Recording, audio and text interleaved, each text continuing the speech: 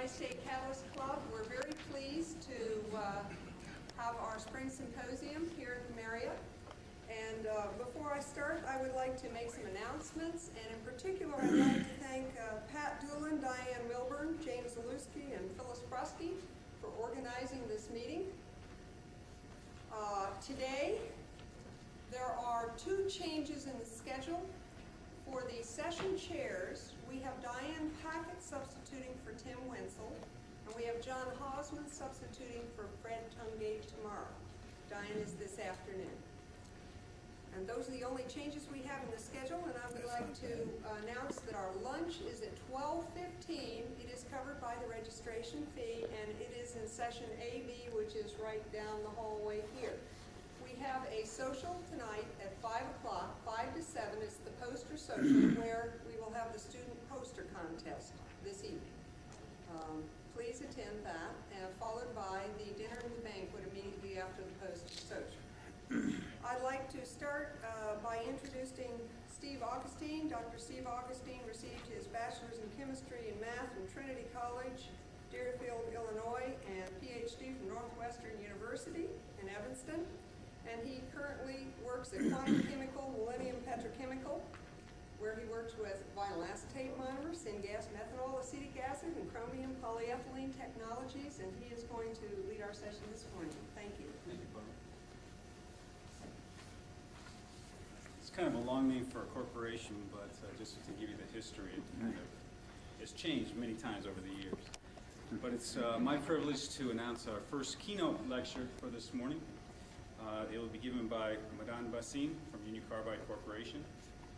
Madan received his PhD from University of Notre Dame and his Bachelor of Science from University of Delhi, New Delhi, India.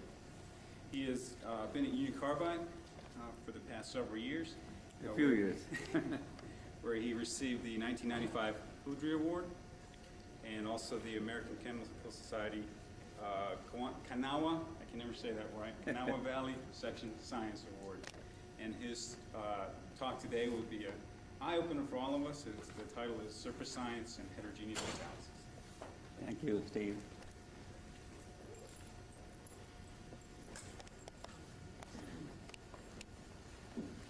Supposed to turn on someplace. The other end. That'll help. Thank you. Yep. I'd like to thank Pat Doolin and Barbara Warren for inviting me for this keynote address and to get this session rolling. And one apology, and that is I'm going to have to be leaving for another commitment that I had made many months ago prior to the announcement of this meeting. So won't be with you very long to go over discussion at break and the like. So I'm going to really miss it, but hopefully some of my group members are here to give me an update. I'd like to say that we have been living in a very high technology decades, and the last several decades we've seen the arrival of many new high technologies. Well, one of the high technologies that we're all very close to but at times don't quite appreciate is the arrival of surface science in the mid-70s, and then continuing on the developments in the 80s and 90s, and it's still going very strong. So what I'd like to share with you today is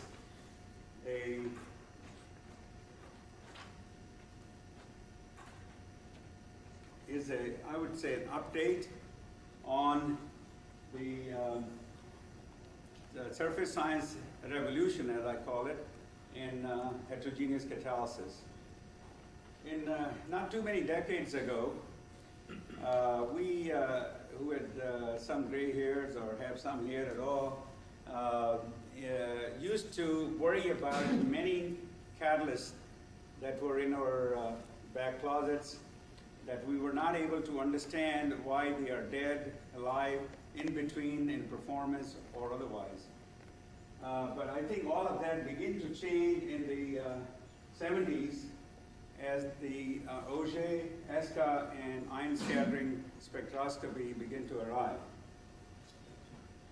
These provide resolution at somewhere around the range of sub-micron in lateral resolution and one atomic layer to 10 to 20 atomic layers in depth. But then came the other advances in the 80s from IBM and other locations where the atomic resolution through the help of scanning tunneling microscopy and atomic force and several others that begin to provide us with that unique look into the catalyst surfaces. In addition, the high-resolution transmission electron microscopy has played a key role in providing atomic look into the surface. So that would be my overall outline of the talk, and then summarize in conclusions at the end. I'd like to share a very simple message to the catalyst scientists and technologists that if you've been using surface science, please continue using it. Find new ways of using it. Work with your analytical scientists to make sure you get the most out of it. If you have not been using it, start doing so, because this is the wave of the current and the future. Okay, so that's the message that I'd like to share with both, whether you're practicing or not. Well, heterogeneous catalysis that we all love, it's basically a matter of catalyzing a rate of reaction with the help of a solid that we primarily deal with, but it could be homogeneous. And that net rate that you get then is a sum of the catalyzed and the uncatalyzed rates. Well, catalysis has been long known for, I'm sure, centuries. But we, prior to the 70s, either called it catalyst, it's an art, very appropriately at times, and or somewhat of a magic, or it can give you headaches or whatnot. But the message and theme that I'm sharing with you, that it has developed into a real science with the advent of surface science through the 70s, and now some additional techniques in the 80s. The techniques I'll be covering, and not any one of them in any detail at all, but I'll give you an exposure to it, whet your appetite, and make sure that you begin to practice if you haven't been, or continue to do so even more, like I said earlier. The high-resolution microscopies of the 70s were, in addition to the two I mentioned, also scanning Auger microprobe, whereby you can probe this surface using the same Auger signal, but now you can probe over several hundred micron and take line scans, or you can take surface scans. So in essence, it gives you a very good picture of what's going on the catalyst surface, much more than a few micron spot resolution. In addition, the secondary ion mass spec and ion scattering. Ion scattering is a very powerful technique. It can give you sub-monolayer atomic resolution, but it has its own limitations because of the atomic size and the momentum transfer issues, which I won't go into. But I'll be concentrating on the earlier techniques that we used in indium carbide to solve a number of very important problems. And then I'm going to jump quickly into the atomic resolution spectroscopy toward the tail end of the talk, in high resolution transmission electron microscopy and STM and AFM as the new evolving techniques that can provide atomic resolution. What I'm not going to cover is some of the other techniques which are more of bulk oriented and or give you not quite as fine a resolution, but they are still very important in the overall characterization of the catalyst. One of the earlier examples that we ran into in early 70s, and at the time Professor Samajai Gabor, my dear friend, was out preaching the importance of surface science, and I happened to be one of the listeners in the crowd at one of the Gordon conferences. And soon coming back, we had a very challenging problem with catalysts, which are essentially copper metal, catalyzes the reaction of methyl chloride with silicon and makes methyl chlorosilanes.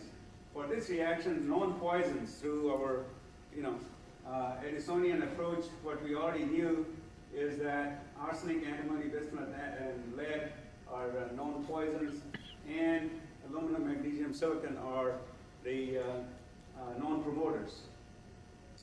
So the problem, and hence the opportunity, was to be able to tell the difference between these two.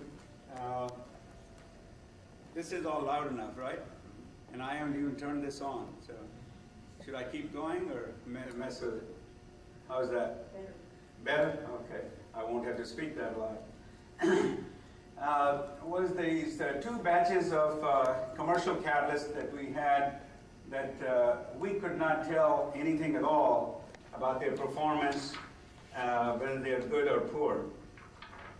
And I don't like to have these long tables, but you can take a good glance at it, that all of the traditional analysis of looking at oxidation states or the metallic state of all of these components that they knew this catalyst had, there were very little differences, or not differences enough.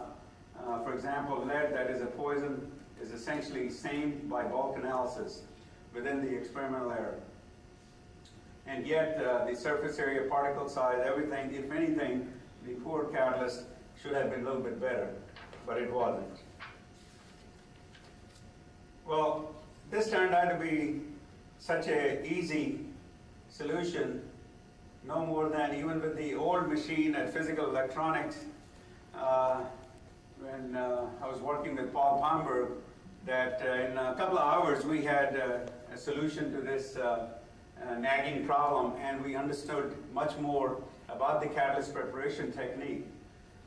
Basically, the answer was that the lead, which is in the bulk, essentially equivalent. On the good catalyst, it's roughly a factor of 300% ratio of lead to copper, copper to lead, also 3 times as much as in the poor catalyst. In essence, that was the main blow to the performance for the poor catalyst. But in addition, what we found was that the known promoters were concentrated more on the surface of the good catalyst rather than on the poor catalyst. And this one, as I say, was really relatively easy. Now, what evolved after that, that I don't have a transparency, but share with you, that we were able to go to the unit operations of our commercial manufacturer and find out that actually the poor performance was coming as a result of one of the roasting steps, which were in high severity for the poor catalyst, which was migrating the lead to the grain boundaries and or to the surface. The other problem that quickly I'd like to go over is with a palladium catalyst system. Again, one of the examples from the 70s, and that is we had 0.5% palladium gamma lona type of catalyst that got poisoned, and even though we knew there was an upset in the plant operation, which is used for the selective hydrogenation of diolefins to olefins in a olefin-paraffin aromatic stream, that really, other than the plant upset and or the arrival of a new feed stream, we had no idea, no clue at all. On unloading the catalyst commercial reactor, we found some rust, which was taken off, screened, guess what, right? We will all do that. And then put back in and started the operation. The activity hardly improved, which means it was still pretty dead. And we had to then finally discharge it and try to find out what has gone on. And indeed, what has gone on, we could not have done any kind of planned operation to recover it. And this is a story about that catalyst. Only 0.5% palladium on a 200 square meter support. So palladium is pretty well dispersed, along with some co-promoters of chromium and moly. Again, this one was no more than 2 hours worth in the lab. Nowadays, probably you can do it in a few minutes, this kind of analysis. The analysis of the fresh outer surface, and we looked at both inner and outer, showed the obvious palladium that we knew would be there along with the other promoters, calcium and then cobalt, moly and the like. Well, that was all pretty normal looking catalyst. Watch this scale, it's a factor of 5. And on this side, of course, we're trying to expand to look at the minor components, the promoters. But that's a factor of 5. And now we go to the use catalyst.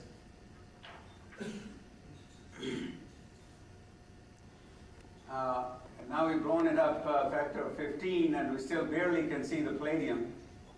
And yet, this on a much stronger signal on a lower scale shows up iron coming in.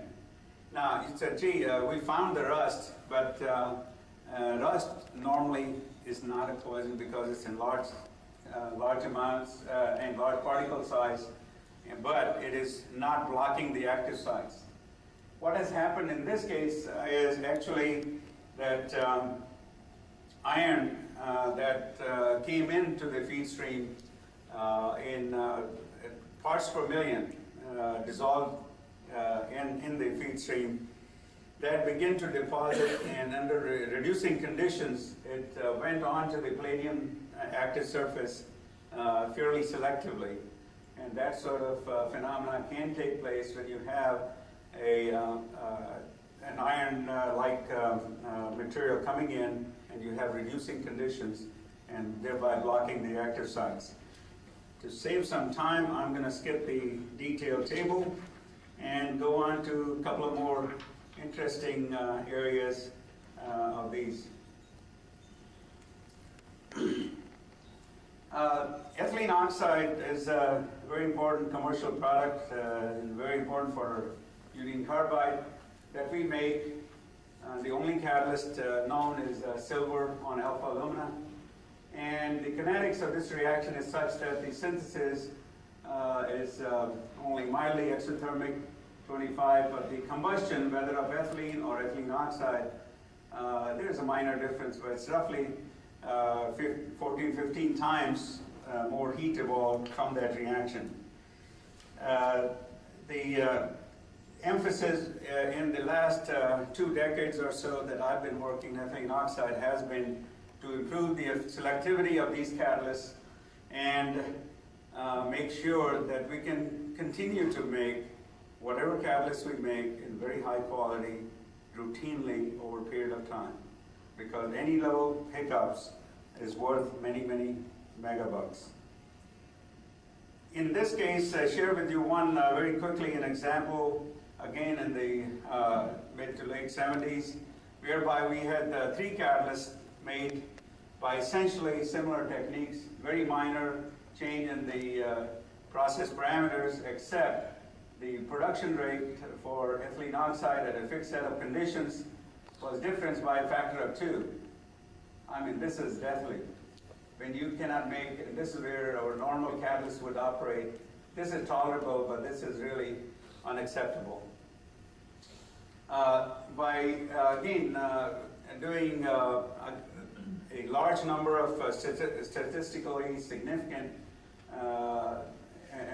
analysis of many, many particles and many areas within a particle, we were able to show that it's almost a straight linear relationship.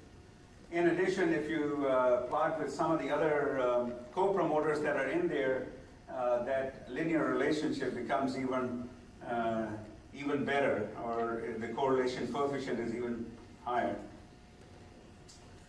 The other thing we learned as a freebie in this analysis was that we found, in addition to correlation with the promoters that were in varying amounts, and by the way, that was an interesting study in itself as to how these promoters came onto the surface, because, as I say, the process conditions were very, we thought were very minor difference from each other, and yet it made a big difference. And what we found was that there was an interaction of the catalytic components that we had, promoters that is, with the silver and the support in such a manner that it was producing a reaction with the surface of the clay on which the catalyst sits, and it is that was coming out and providing uncontrolled amounts. So you had to control your process even better.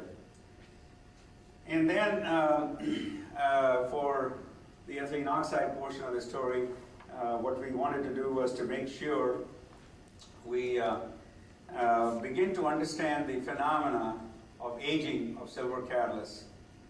Now, in order to understand any phenomena, you got to go back to the basics.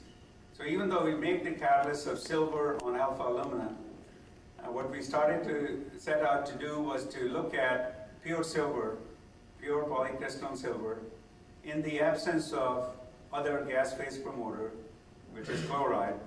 So sort of do a pristine study, and rather than single crystal silver, you take polycrystalline silver, which is mimicking the actual catalyst, because that's what it is. The actual catalyst is polycrystalline.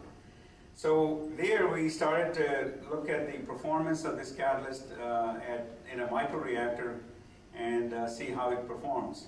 Well, the initial performance was very good, but we saw aging even in the absence of any deliberately added co-promoters or any gas phase promoter, and that became a very subject of study in this brief few slides that I'm going to share with you.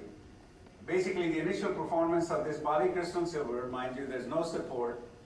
It does have some advantageous sodium, which comes from reagents and the like that you use to make it, and which acts as a promoter. But initial, both krypton surface area and one would like to look at the oxygen available surface area. If anything, in the aged catalyst, the oxygen surface area is higher, and yet the selectivity has gone down by 7 percentage points in a matter of 18 days. That is awfully fast aging. We would not like to see this kind of aging in a year or so. So again, some of the Auger studies, and particularly here, the scanning Auger study came to the rescue in terms of understanding what's going on.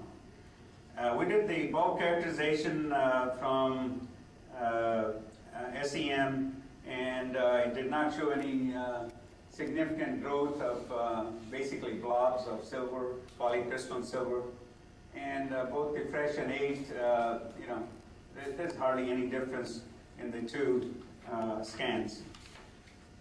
However, since we did not have any of these gas phase promoters, one aspect that I particularly wanted to look at was there any promoter migration on the surface of the silver? And sure enough, when we looked at the scanning Auger, now this is penetrating a few atomic layers for the kind of energies we're dealing with, but we were able to come up with a very convincing story as to what is causing this aging of the pure polycrystalline silver.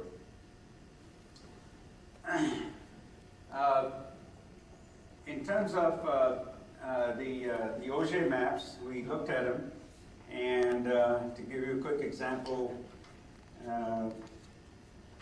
these are surface maps, again with the same several monolayer depth resolution, and we're taking a look at each particular element in these catalysts over a 2 to 300 micron range. Okay. Now, over any one of those, when you saw the line, we are going through one of those lines and look at what is the surface intensity of silver, sodium, and oxygen. Oxygen is, of course, always there. Silver loves to hold on to it. But we found it in the high efficiency state, and I'll see if I can do it as nicely as I can. If you look at the intensity of silver, wherever silver signal is strong, it's all relative intensity. The sodium is very strong. Okay, and where it's low, the sodium is also low, and oxygen goes along with the promoter as well. And that would make sense because the sodium is not going to be there in atomic state. It's going to be tied to something, either as an oxide or as a carbonate or something like that. When you look at this is just a representative thing. We took, I don't know how many dozens of these to make sure, again, they're statistically significant. In the low efficiency state, what we found was that the match was just the opposite. That is no match at all, no correlation in essence. And this is what pointed us to the segregation of sodium, which initially was present in an atomic state or molecular state, and then later on begin to segregate itself. And this was then later confirmed by taking a look at the H catalyst and its map of this one here is just the SEM equivalent image of absorbed current, and then this is the where the silver intensity is, and then this is where sodium. In the fresh state, we never saw any kind of areas which were highly intense in sodium, but in the U state, we found many of them, and then we were able to zero in as quick as exactly as we can into these areas, and then take Auger spectrum of that to show indeed that these are sodium particles. So these are just a few examples that I wanted to share with you in terms of the application of what I call submicron lateral resolution and a few atomic layers of depth resolution using Auger, ESCA, and the like. The newly evolving techniques are the STM and AFM, and these are really becoming very much, I'd say, very powerful as well, and have the potential of being able to provide some in situ characterization as well. Basically, in the STM, you have a tip that is made to approach a surface, a solid surface, and through the electron interaction, you get majority of the signal coming from a single atom and only small percentage coming from the adjacent ones. In the AFM, this is more of van der Waals type of interaction, and it does cover a much broader area of the tip, and hence, even though the signal is strong where the tip is, but it does come from other adjacent areas, so it becomes not quite as good an atomic resolution, but still can provide very good information. So I'll share a couple of the examples of the use of both STM and AFM. But briefly, to tell you what the STM is and how it gets the atomic resolution is indeed the special design of that tip and where the tunneling current is coming from. When there is an applied voltage, then the current is a very strong function, exponential function, with this inversely to the distance. And the only other requirement, which is very important for you to know, is that for a STM, you must have a conducting sample. However, in AFM, even though it doesn't quite give you as good a resolution, you can do without it. Again, I'm going to skip the more detailed theory and go to a summary of it. Images that you see in STM are just nothing more than topographs of the electron distribution over the surface. So as you're moving the tip, you're seeing the electron distribution with this kind of a tunneling current dependence on distance. So basically, you can change that current by an order of magnitude depending on d, the distance, when you change that even at 1 angstrom. And I talked about that limitation. There are two ways you can do the STM analysis, and that is what they call the constant height mode. That is, you run it in a manner that you're going to make the tip be going at a constant height, and then you look at the current changes. Or you can go in the constant current mode, and then the tip is moving up and down, and that's the path of the tip. But in either case, it's providing you with that atomic resolution. Now, it's easy said than done, so there are a number of challenges in this area. But there have been a number of studies reported, and I'm not going to go into a lot of detail because time doesn't permit that, but I have several references, and if you like, I'll be glad to give you that, where they have been used in ethylene polymerization studies, they've been used in metal support interaction, and I'll cover one example of that in a minute. The AFM, on the other hand, as I said, is a mode of a van der Waals interaction, and this you can run in two different modes, and that is in a repulsive or in the attractive mode, and that depends on where you're working in terms of the force versus separation from the sample. In either case, these techniques are continuing to be evolved, and one example, a shining example, and usually used to even characterize your instrument is this one, where for silicon 111, it's 7 by 7 images with atomic resolution, and this is the distance in terms of the intensity, where you can actually count the atoms on the surface. Now, gee, this is great. What does it do for me? You know, what it does, and unlike the Auger and ESCA and all, where we have quite a few examples here, many of the examples are evolving, and they're used to practical industrial catalysis continuing to grow.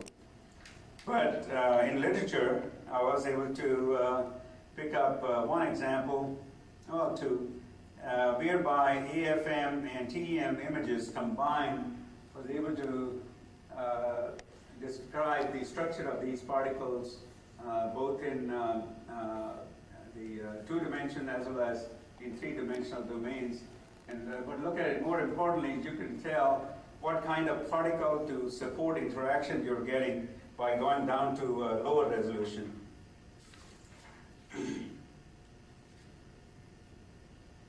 Another technique that I won't have too much chance to talk about is the high resolution transmission electron microscopy, but I have as a combined one example coming up. This is also becoming an atomic resolution spectroscopy, and combined with the electron energy loss, you can definitely even not only get the atomic structure, but you can tell what composition you have in the catalyst by using this technique. Again, very, very active area and a lot of work being done, but the main restriction in TEM always has been not only the sample preparation, but you got to have enough contrast between the particles and the support that you're looking at. One example that is very, very interesting, and some of you who have been practitioners of catalysis have seen it emerge, and this example is from Langmuir given by Logan and co-workers is the looking at the supported rhodium catalyst on titanium. This structure is exactly known as to what that is, and won't bore you with all of that, but then the rhodium particles sit on it. But depending on the treatment conditions of 200 degrees in the top case, where you only see rhodium particles, you go to 500 degree treatment, there's no question that the silica is not only changing in its bulk state, but also some of the silica is beginning to migrate, and you can tell the structure of that silica and the particles as well as the support. And basically it is a case of a very strong metal support interaction, and silica is kind of known to do that sort of overlayer formation in many other catalysis as well. So I'm going to leave a few minutes for your questions. I'd like to summarize saying that in the past 3 decades, we have seen that the surface science has been able to solve many problems, and been extremely helpful in understanding catalyst system, both fresh, used, abused, and the like, and showed you where it has played a very important role in understanding the activity of ethylene oxide catalyst and understanding at least one aspect of aging mechanism, and that the recent advances in atomic resolution microscopies of STM, EFM, and TEM are providing a very unique insight into surface catalytic sites and catalytic processes.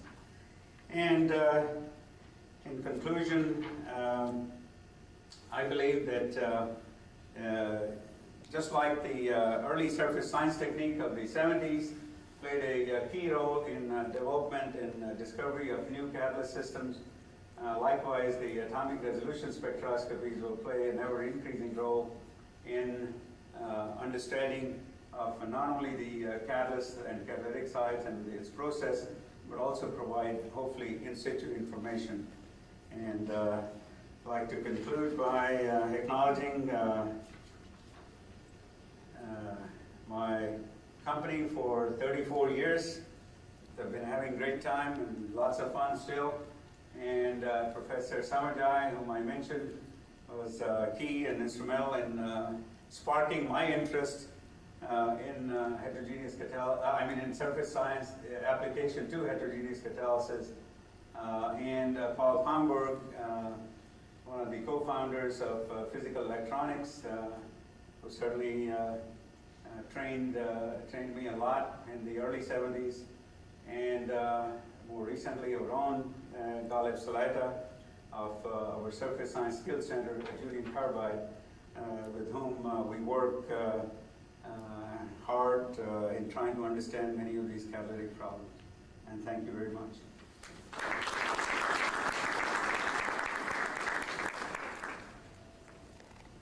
We can have the lights up. We would have time now for some questions.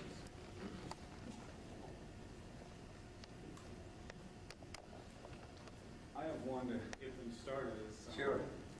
Your early work on the silane copper catalyst chemistry kind of highlights a problem in heterogeneous catalysis in that when you looked at the surface composition, you saw about 50% atomic composition of copper, 1 to 5% of lead, and yet that change was enough to make a good catalyst a bad catalyst.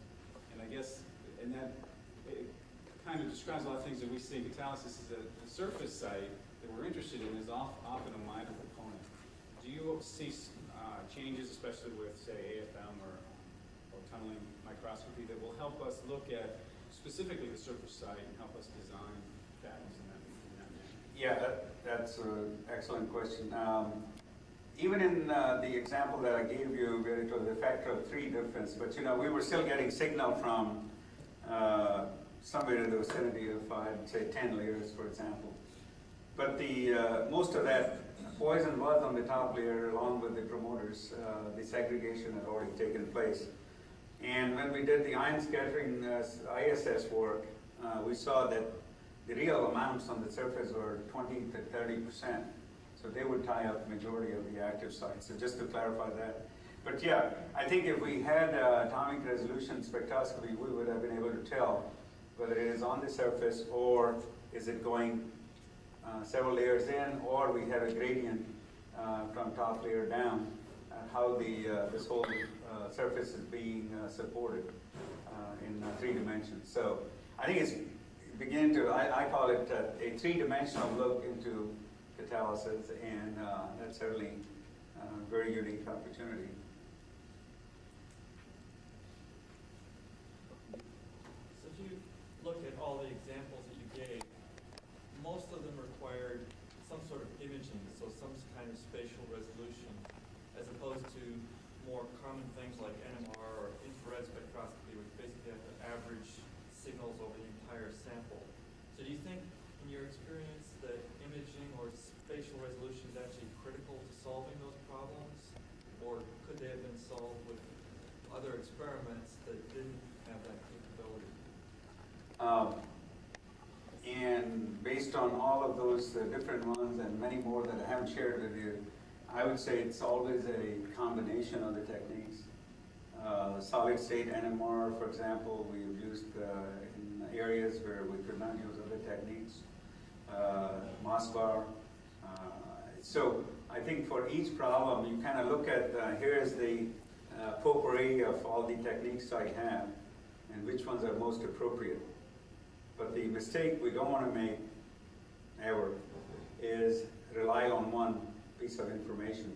So that one piece of information may be fine, but we got to go, you got to go broader to make sure you're looking at a representative sample.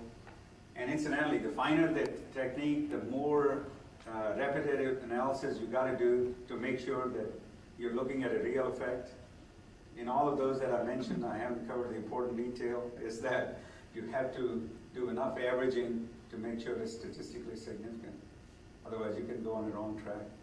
But to answer your question, it's always a combination of techniques. For each one of them, we looked at if the important is worthwhile, important enough, you got to look at what are those important techniques, which in combination will give me the answer. So the goal is getting to the answer.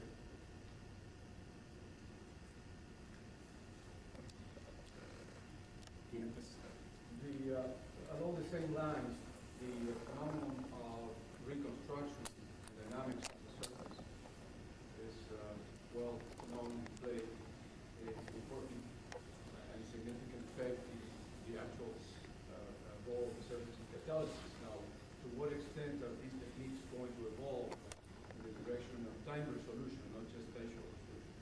Oh, excellent, excellent. I think both the area of in situ and that's, once you can get down to the in situ, now I say in situ up to what time resolution, So